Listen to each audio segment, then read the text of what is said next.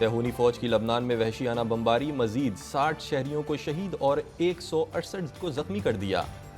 طباطیہ میں 3 منزلہ عمارت ملبے کا ڈھیر، بازوریا، زقین اور سیدون میں صبح سے جاری حملوں میں مزید 5 شہری شہید۔ صہیونی بمباری سے لبنانی فوج کے 2 اہلکار جان سے گئے، اقوام متحدہ کی امن فوج کے 2 اہلکار بھی زخمی۔ حزب اللہ نے اسرائیل پر 100 سے زائد میزائل داغ دیے، تل ابیب میں سائرن بج اٹھے۔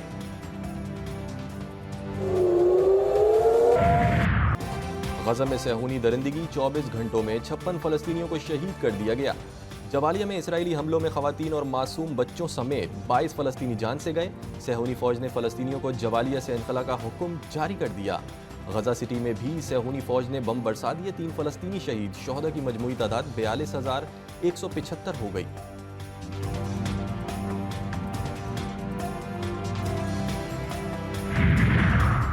ایرانی پارلیمنٹ کے اسپیکر لبنان کے مختصر دورے پر بیروت پہنچ گئے۔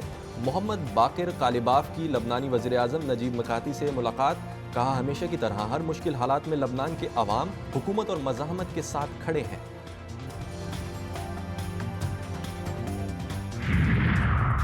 پاک Saudi Arab bilateral defence industrial forum کا 7واں اجلاس، پاکستان کی تینوں مسلح افواج کے وفد کی قیادت chief of general staff lieutenant general Muhammad Awais Dastgir نے کی۔ سعودی عرب کی طرف سے اجلاس کی قیادت معاون وزیر دفاع انجینئر طلال بن عبداللہ الطیبی نے کی۔ پاکستان اور سعودی عرب کا دفاعی صنعتی تعاون فورسز کی مستقل بنیادوں پر استعداد کا کار بڑھانے پر اتفاق۔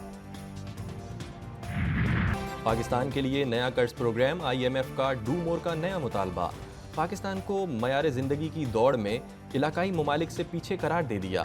22 سے زائد شرائط کی نئی فہرست کو تھما دیا گیا۔ جون 2025 تک خصوصی اقتصادی زون خاتمے کا منصوبہ۔ دسمبر 2024 تک گیس کی قیمتوں میں رد و بدل۔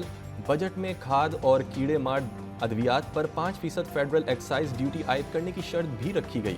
توانائی شعبے میں اصلاحات پر بھی زور۔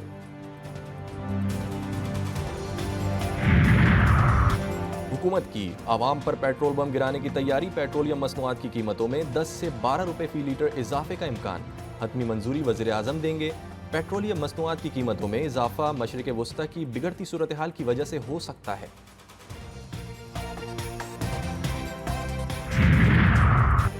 بلوچستان کے علاقے دکی میں مزدوروں پر حملے کا مقدمہ تھانہ CTD میں درج، نامعلوم افراد کے خلاف مقدمہ درج۔ دہشت گردی، قتل، اقدام قتل سمیت دیگر دفعات شامل۔ جمعرات اور جمعے کی درمیانی شب 21 کارکنوں کو شہید کر دیا گیا تھا اور 7 کارکن زخمی بھی ہوئے تھے۔ ضلع کرم کے علاقے کنجلیزئی میں 2 گروپوں میں خونی تصادم، فائرنگ سے 11 افراد جاں بحق، 6 زخمی۔ لاشوں اور زخمیوں کو اسپتال منتقل کر دیا گیا۔ ڈپٹی کمشنر کا کہنا ہے کہ پولیس کی بھاری نفری نے موقع پر پہنچ کر صورتحال سنبھال لی۔ مولانا فضل الرحمان نے آئینی عدالت پر حکومت کا ساتھ دینے سے انکار کر دیا۔ آئینی عدالت کی جگہ بینچ تشکیل دینے کی تجویز دے دی۔ سینیٹر کامران مرتضی نے کہا پیپلز پارٹی اور JUI کے ڈرافٹ میں صرف آئینی عدالت اور بینچ کا فرق ہے۔ ترجمان چیئرمین پیپلز پارٹی مرتضی وہاب کا کہنا تھا کہ ساری تفصیلات ابھی شیئر کر لیں گے تو آگے کی مشاورت کیسے ہوگی۔ مثبت ملاقات تھی، اچھے انداز میں چیزیں آگے بڑھ رہی ہیں۔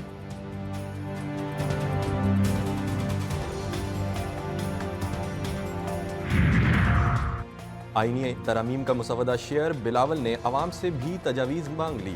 اپنے ٹویٹ میں لکھا، ہم ایک وفاقی آئینی عدالت کے قیام کی تجویز دیتے ہیں۔ وفاقی آئینی عدالت بنیادی حقوق سمیت تمام مسائل کو حل کرے گی۔ ہماری تجویز ہے کہ ججز کی تقرری کا عمل موجودہ ختم کیا جائے۔ ججز کی تقرری عدالتی اور پارلیمانی کمیٹیوں کو ضم کر کے ہم پارلیمنٹ، عدلیہ اور قانون برادری کو مساوی کردار دینے کے قائل ہیں۔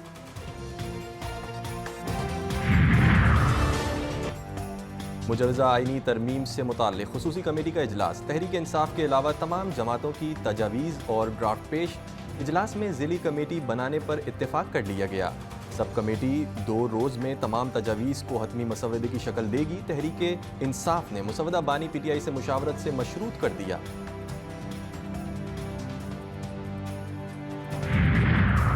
بلدیاتی اداروں کو با اختیار بنانے کا مطالبہ، MQ نے مجوزہ آئینی ترامیم کے معاملے پر حکومت کی مشروط حمایت کا اعلان کر دیا۔ وزیر اعظم شہباز شریف سے ایم کیو ایم وفد کی ملاقات، آرٹیکل 140 میں ترمیم کے ذریعے نئی مقامی حکومتوں کے نظام کی تجویز، 5 بڑے شہروں کو میٹروپولیٹن شہر قرار دینے کی تجویز بھی دے دی۔ ہر مقامی حکومت 5 سال کے لیے منتخب کی جائے گی، میئر کا انتخاب براہ راست ہوگا۔ ایم کیو ایم کی مجوزہ آئینی ترمیم۔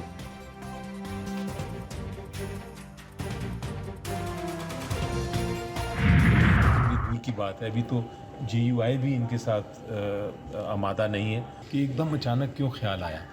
اچانک اس لیے خیال آیا کہ شاید ان کو لگتا ہے کہ بہت سارے کیسز آنے والے ہیں۔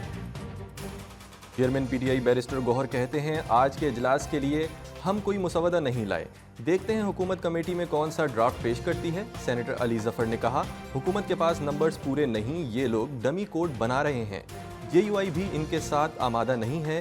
ایم کیو ایم رہنما ڈاکٹر فاروق ستار کا کہنا تھا کہ ایم کیو ایم نے ابھی آئینی ترمیم کا مسودہ دیکھا ہی نہیں۔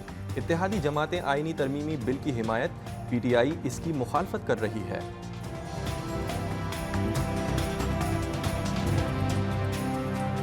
حکومت کی بڑی جماعتیں پی ایم ایل این اور پیپلز پارٹی بہت زیادہ اونرشپ کے ساتھ اس آئینی ترمیمی بل کے لیے وکالت کر رہی ہے نا، جبکہ اپوزیشن جو ہے وہ اس کی مخالفت کری، پی ٹی آئی۔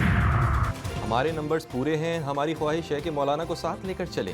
وفاقی وزیر توانائی مصدق ملک کی جی ٹی وی نیوز کے پروگرام نیوز ٹوڈے میں گفتگو، کہا جسٹس منصور علی شاہ اور جسٹس یحییٰ آفریدی نے بطور وکلا اپنا لوہا منوایا۔ آئینی ترمیم میں جلد بازی نہیں ہو سکتی، آپ کو لابنگ کرنی پڑتی ہے، سیاسی جماعتوں کے پاس جانا پڑتا ہے۔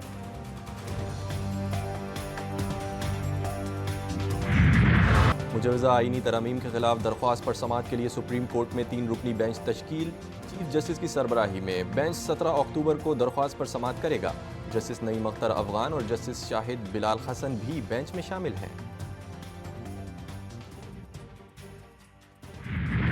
شنگھائی تعاون تنظیم کا اجلاس 15 سے 16 اکتوبر تک پاکستان میں شیڈیول، چین اور روس سمیت 8 ممالک کے سربراہان اور 2 ممالک کی وزرائے خارجہ کی سطح پر نمائندگی ہوگی۔ افغانستان اجلاس میں شامل نہیں ہوگا۔ چین، روس، بیلاروس، قازقستان، کرغزستان کے وزرائے اعظم شرکت کریں گے۔ ایران کے اول نائب صدر اور بھارتی وزیر خارجہ اجلاس میں شریک ہوں گے۔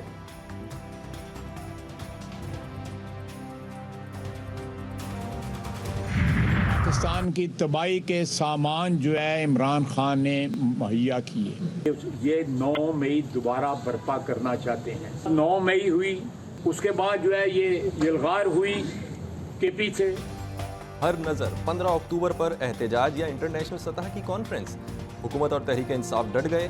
حکومت کا پی ٹی آئی کا احتجاج پوری قوت سے روکنے کا اعلان، تحریک انصاف دشمن ایجنڈے پر گامزن۔ وزیر دفاع پی ٹی آئی اور اداروں پر بھڑک اٹھے، کہتے ہیں عدلیہ بانی پی ٹی آئی کی سہولت کار بن گئی۔ کیا عدلیہ اور اداروں کو نظر نہیں آ رہا کہ بانی پی ٹی آئی کیا کر رہے ہیں؟ سپریم کورٹ کو 15 اکتوبر کے احتجاج کا نوٹس لینا چاہیے۔ تحریک انصاف 9 مئی کا واقعہ دوبارہ دہرانا چاہتی ہے۔ ان کا کابینہ کا کہ خان نہیں تو پاکستان نہیں، یلغار روکنے کے لیے ریاست پوری طاقت کا استعمال کرے گی۔